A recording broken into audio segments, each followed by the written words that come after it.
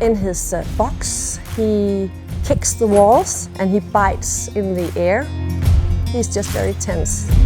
He needs to be more comfortable in his body. He's been through enough. It's a very complex combination. It's difficult for him to find rest, to stand still. The protection mechanism in his body is never off.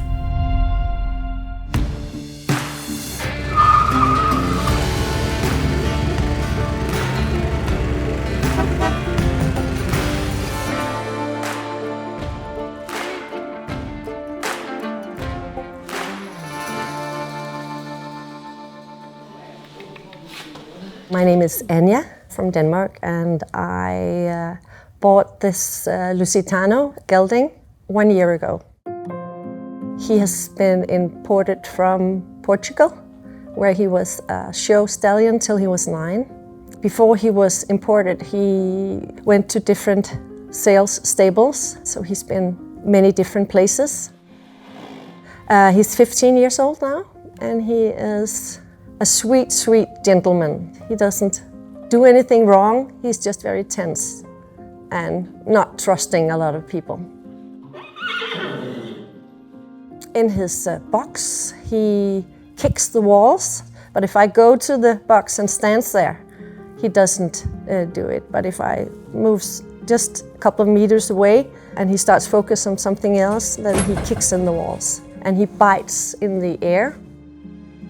I've gotten people come out and giving him massages. I've had all these different people trying to make his body relaxed, but he didn't want to stand still. And he did not like massages. Like he doesn't know how to stay in his body, it's just he's reacting. But hopefully I can get some tools here that will help me, making him feel more comfortable in his own body, because he has lots more to give. Good morning. Morning. How are you? When I just walked him into the arena, he was very tense. Of course, he has never been here before, and there's a lot of things to look at. Just take your time. We have. Yeah, but that's one of his issues. Yeah, yeah. He's not very fond of men. But Tristan's not the tallest man in the world, and he doesn't look that dangerous.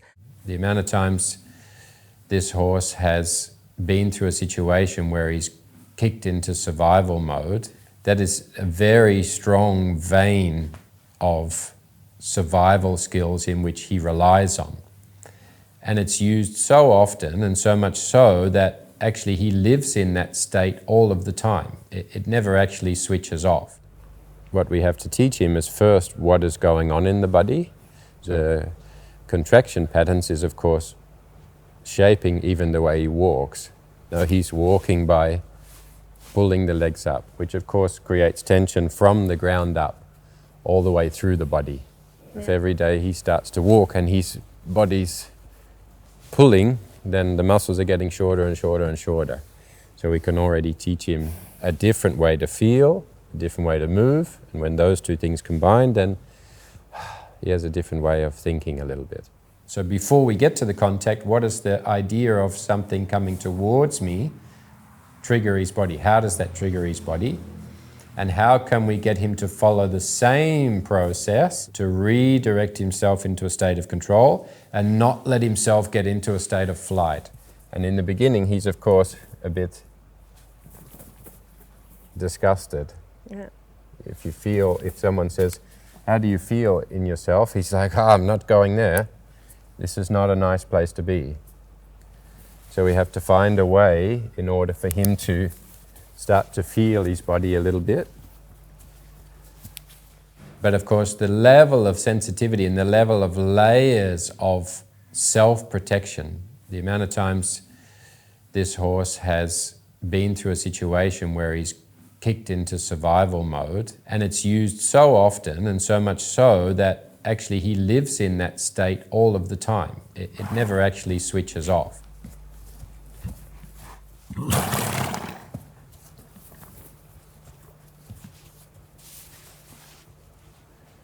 It's important for him that we're not looking to relax him, but we're just looking for him to create an awareness and make connection with himself. And then in between with him, I go a little bit in his rhythm, energy up and then energy down, and that he starts to self-regulate. So he starts to be present in the space. If he starts to slow himself down, because I've slowed down, my energy goes now here, into the ground. He finds the stop, and then I say, now I want you to check in with yourself. Get the body tuning in again. If he wants to make connection with me, I make small connection with him. And so we have to be very careful about that in the beginning, because if you go straight into saying, oh, here you have tension, and oh, here you're holding tension, he's going to be running from that immediately. The current state is fear. Yes, yes, hey, very good. Now I just focus on the breathing a little. Yeah.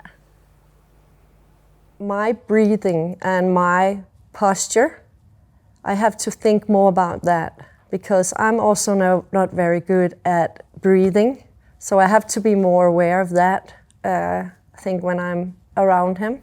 As soon as I feel the belly comes out, then I go away again. And so the breathing for him very quickly becomes only up, up, up, and not, yeah. How does the belly let out? How you feel is determined by the physical action you take. And he has the power to do that. So when I place the whip here, I don't look for a physical action. I just look for him to tune into that sensation, to change state. So not getting up in the neck, thinking of going forward. We now start to give more reference to where he is within the space. So I let him go out this side. And then I say, here I ask you something. Oh, here I ask you nothing. And then he thinks, oh, then I have to run this way. So from the beginning, we have to think not about controlling the horse, not about bringing him back, to stopping him, but just giving some sound advice and making it really clear and open for him to make a decision himself. Like, oh, it's not a good idea to be here. I'm going to bring myself back to the middle. And maybe he walks off the other way and you create a bit of energy and he brings himself back. And he gets this sensation in the body that he's actually bringing himself back to a controlled place. This step. Yes. This one. After a while, he wanted to show Tristan that he understood what Tristan was trying to tell him with his posture and so on. And that slowly we start to get the pointing north into a stability that finds rest. So we change the circulation of energy just by the way he moves. Space of conversation, good. Oh, good boy. He's got the breathing already in the pattern. Feeling the back, yes. Entering into this conversation. Just go over the left shoulder and in the direction you want to go again. She's going to have a tough job in the beginning of knowing what it is she's going to do. And to do that, she has to have really look closely at this first assessment. Also, keep herself from going into the flight. She has to also think about being present and what is it that's important for this horse in this very moment. I'm very, very happy that I've been here today to get some tools. What I realize is that groundwork is very important.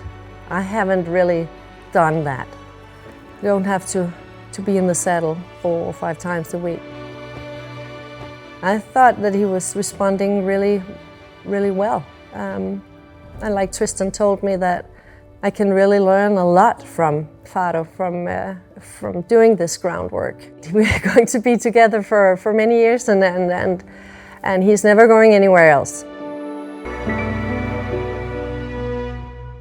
So of course the biggest lesson we can take out of this is if we have horses with high energy, they're a little bit nervous, we have a history, we have memory, experience and emotion to certain events where things didn't go right, is that creates a certain pattern which can be repeated.